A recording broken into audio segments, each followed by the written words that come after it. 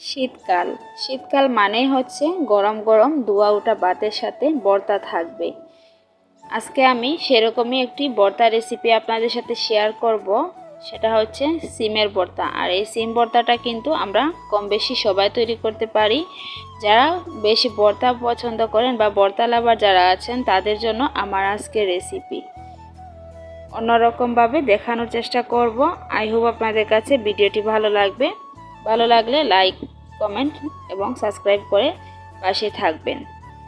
সিম ভর্তা বানানোর জন্য এখানে আমি নিয়েছি কয়েকটা সিমটাকে আমি সাইডটা কেটে নিয়েছি।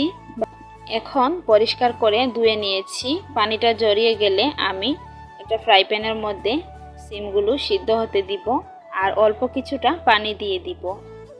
এইভাবে সিম ভর্তা বানিয়ে একবার খেয়ে দেখবেন, গরম ভাতের সাথে খেতে কিন্তু খুবই ভালো লাগে। আপনারা চাইলে বাটাবাটির ঝামেলা ছাড়াও কিন্তু এই সিমের ভর্তাটা ঝটপট তৈরি করতে পারবেন।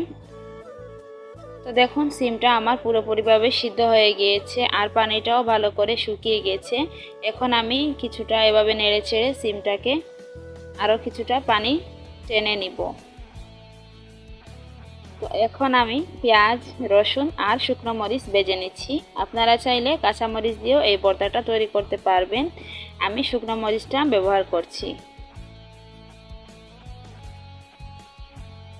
ভালো করে আমি পেঁয়াজটাকে কিছুটা নরম করে ভেজে নিব। তারপর পেঁয়াজটা উঠিয়ে নিব, নিয়ে শুকনো মরিচটাকে আরও কিছুক্ষণ এভাবে ভেজে নিব।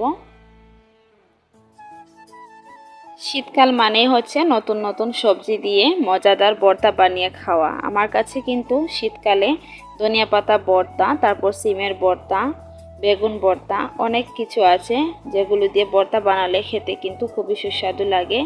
আর আমি কিন্তু ভর্তা খেতে খুবই পছন্দ করি। কে কে আমার মতো ভর্তা খেতে পছন্দ করো প্লিজ কমেন্ট বক্সে জানিয়ে দিও। তো দেখুন ভর্তাটাকে আমি বেটে নিয়েছি আর বাটাটা আপনাদের সাথে শেয়ার করিনি। তো এই ছিল আমার আজকের ভিডিও। সবাই ভালো থাকবেন, সুস্থ থাকবেন। আল্লাহ হাফিজ।